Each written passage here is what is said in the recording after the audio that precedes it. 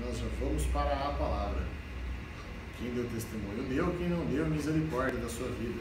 Espero que você, semana que vem ou hoje, após essa palavra, vá lá no banheiro, peça perdão para Deus, se arrependa de seus maus desígnios. Viu? Não fala para ninguém não, viu? Nem para você que chegou aqui numa bala aqui na sala. Muito bom. Fala para a pessoa que está do seu lado aquilo que mais te irrita. Rápido, não pensa. O que mais te irrita? Gente mal-humorada. O que mais te irrita? Sujeira no chão. Sujeira no chão. Gente lerda. Que mais? Mal-humorada. Mal-humorada. Eu estou falando por mim. O que mais te irrita? Chega no horário. Falta de pontualidade. O que te irrita, Lucilito? Gente mal-humorada. Você pergunta uma coisa e a pessoa responde outra. Deus do livre! Eu acho que isso não é genérica, é geral. Quando você pergunta uma coisa e a pessoa te responde outra, cara... Ficar esperando. Ficar esperando. Tem que ser educação. Eu acho que a gente consegue falar mais, a gente consegue preencher uma lista maior daquilo que nos irrita do que aquilo que nos agrada. Porque nós temos N coisas que a gente talvez nem saiba falar que nos irrita profundamente. E é claro que a ira foi um tema muito bem abordado na palavra de Deus, nós vamos falar um pouco sobre ela. Porque a ira é tida nos livros de Paulo como reflexo da natureza humana. Produto da natureza humana, Paulo chama a ira, como chama outras coisas. Mas em especial é dela que nós vamos falar. Você se considera um ser de muita ira, média ira ou pouca ira? Muita ira. Muita ira. Quem aqui se irrita com facilidade? Não precisa se erguer no braço, pode erguer as mãos. Eu ia ser mentiroso e ficar com a mão por aqui. A ira, você acha que a pessoa que se irrita mais, ela tá melhor no relacionamento dela com Deus do que a pessoa que se irrita menos? Ela tem mais ou menos o Espírito Santo? Nós vamos ver que nem sempre isso é verdade. Porque a pessoa ela pode se irar com frequência e não pecar. E a pessoa que se ira pouquinho, mas a hora que se ira, rapaz, sai de baixo. É um tormento, é o Tasmania passando pela situação. Então nós vamos de repente conversar e tirar essa ideia de que a pessoa que muito se irrita é uma pessoa muito com falta de Deus. Que é uma pessoa que o Espírito Santo não atua. Lê do engano. Vamos para a palavra para parar de falar? Quer dizer, eu vou continuar falando, mas vamos logo para as referências bíblicas. Paulo fala lá em Efésios, capítulo 4, 26, que se vocês ficarem com raiva, não deixem que isso faça com que pequem, nem fiquem o dia inteiro com raiva. Na outra tradução vai falar assim, ó, irai-vos, mas não pequeis, e não se ponha o sol sobre a vossa ira. Então vamos lá, vamos tentar destrinchar de uma forma rápida, porém clara o que Paulo está falando. Ele está falando assim, ó, irai-vos, ele está ordenando que você ira, irai-vos. Olha que palavras, ele fala assim, não, vocês têm que se irar, eu estou mandando vocês... Não, Paulo está falando assim, olha, é possível que isso aconteça porque é reflexo da natureza humana. Ele está falando que isso da natureza humana, ele fala lá em Gálatas, nós vamos citar alguma coisa de Gálatas, ele está falando um livro antes ali, ou para outra igreja, que é perfeitamente humano que isso aconteça, perfeitamente possível. Nada mais natural que uma pessoa se irar. Jesus se irou, sabemos disso, sim, ele se irou. Todos os outros discípulos também teve situações que eles se iraram, os personagens do Antigo Testamento, a gente... que não. Pedro era um discípulo muito equilibrado no ponto... Um sanguíneo. Nossa, muito tranquilo, ele não se irou em momento algum. Aliás, a orelha foi de encontro à espada dele na ocasião ali da apreensão, da busca de Jesus. Ele está falando assim, irai-vos, mas não pequeis. Olha, não faça da ira, não faça daquilo que te tira do sério, daquilo que mexe com você, não peque por conta daquilo. Não faça daquilo ali um motivo para você estar longe de Deus, desagradar o coração do Pai. Porque se você mostrar o seu descontrole, tem dois problemas nisso, que agora eu quero enfatizar. Estudo meu. O primeiro problema deles, e o principal, é que se você se irar e não conseguir dominar o teu sentimento naquele momento, você peca, que é o pior de tudo, é a pior das consequências. Mas em segunda pior consequência, que não está no texto, mas nós vamos juntos refletir a respeito, é que a partir do momento que você demonstra que aquilo ali tirou, você apresentou um ponto fraco teu. Vou repetir. O principal motivo pelo qual, quando você se ira, é que você pode vir a pecar e desagradar o coração de Deus, atrapalhar o teu relacionamento, a tua intimidade com Deus. Mas em segundo plano, isso apresenta a tua fragilidade. Aonde são pontos seus que você não gosta que se toquem. Pontos mal curados, mal resolvidos, ou com pouca instrução daquilo que você deve fazer. Situações como essa que te irritam, e a partir do momento com que você evidencia elas, tanto a pessoa ou tanto o teu inimigo, que nós sabemos que é o nosso inimigo, pode usar contra nós. Certo? Na maioria das vezes, a irritação, ela vem através da nossa vida. Se não for 99,9%, vamos colocar que 99,8% das vezes, o que causa a nossa irritação é a nossa vaidade. Nada nos irrita tanto quanto mexer com o nosso orgulho, mexer com o nosso ego, desinflar nosso mexigão. Só que engraçado, exatamente o contrário disso, esse 0,1 que seja, foi o que irritou Jesus. Que na cabeça de Paulo é o que pode nos irritar. Que é quando algo que é certo não está sendo feito da forma correta. As verdades absolutas que constam na palavra de Deus, quando elas não estão sendo vividas da forma absoluta. Quando aquilo que é o certo está sendo deturpado. Mas essa ira, ela deve vir depois dela uma situação de repreensão com amor. Exceto quando a pessoa que está cometendo aquilo for considerada um fariseu. Ali você pode simplesmente falar acerca da verdade e o do erro dela, como semelhante modo fez Jesus. Jesus, porque era Jesus, ainda deixou ali uma previsão de algo que aconteceria em breve com ele, um breve relato, que fez aqueles fariseus depois lembrar que Jesus tinha falado aquilo. Que ele falaria assim, ó, eu não só estou falando que aqui não é lugar de comércio, como quem vos fala é aquele que em 3 dias pode derrubar esse templo e reconstruir ele de novo. Fazendo alusão à morte e ressurreição dele. E depois isso veio à tona, quando eles mesmos lembraram, Jesus bem que disse. Mas ao contrário do que Jesus mostrou na palavra, a gente se irrita, coisa que ofende a nós. Quando na verdade a própria palavra fala que nosso direito é de repente não ter direito. Que se a gente pensar naquilo que realmente é o correto que as pessoas façam com a gente, então nós vamos nos irritar pro resto da vida.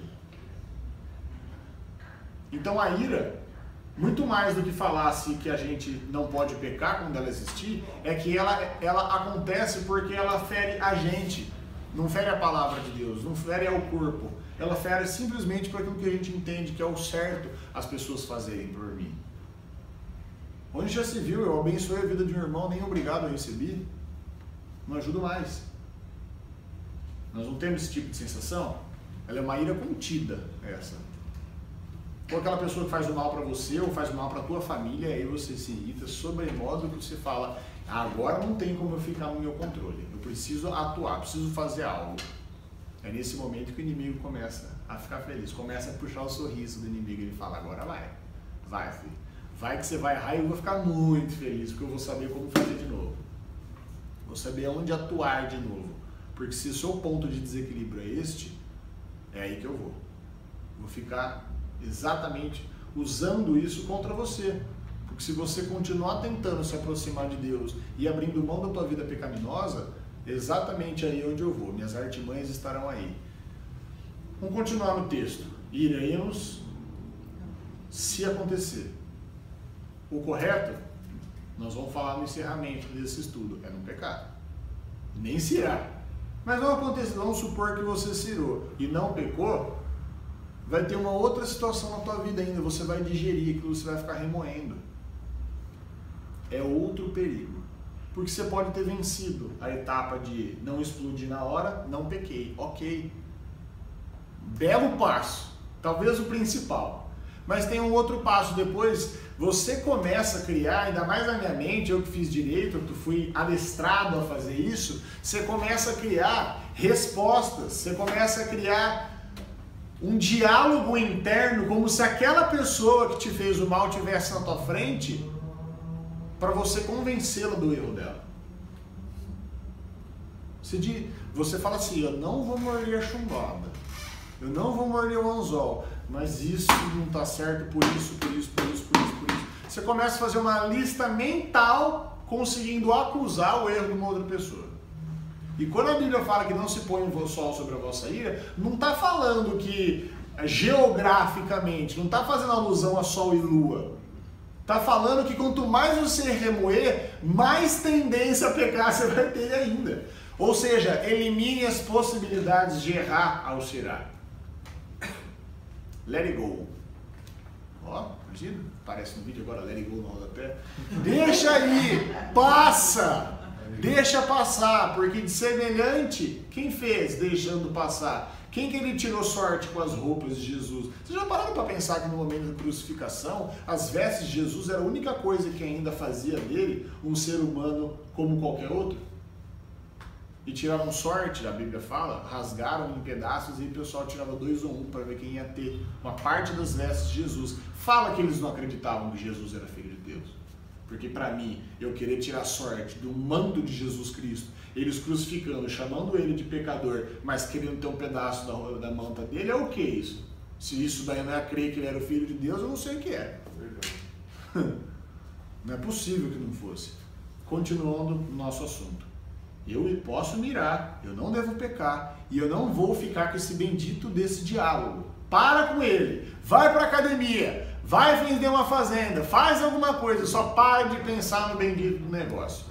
Vamos dar uma passeada na Bíblia. Caiu minha cola, mas graças a Deus, aleluia, eu lembro que eu preciso falar. O que fala lá em Tiago no capítulo 1, no versículo 19 e no 20? Todos, não é um só, não é só um quem é bom ou quem é ruim, não. Todos estejam prontos para ouvir. Juliana depois vai fazer propaganda no escritório dela. Todos prontos para ouvir. Tardio para falar e, jamais, em última instância, se irar.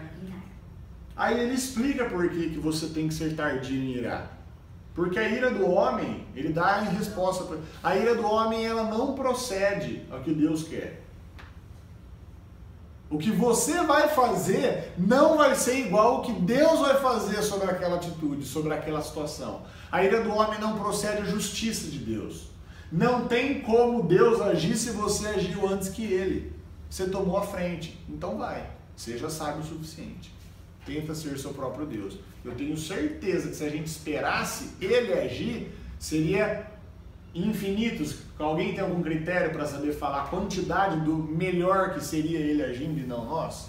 Eu não sei expressar, mas eu imagino que seria bem melhor. As consequências, os reflexos de quando Deus entra na parada, tudo se encaixa. Eu falei esses dias, eu acho hoje uma reunião aqui, quem aqui já lembra daqueles quebra-cabeças infantis que a criança pega o triângulo e tenta pôr na bola? O retângulo do X. É a gente tentando resolver o problema.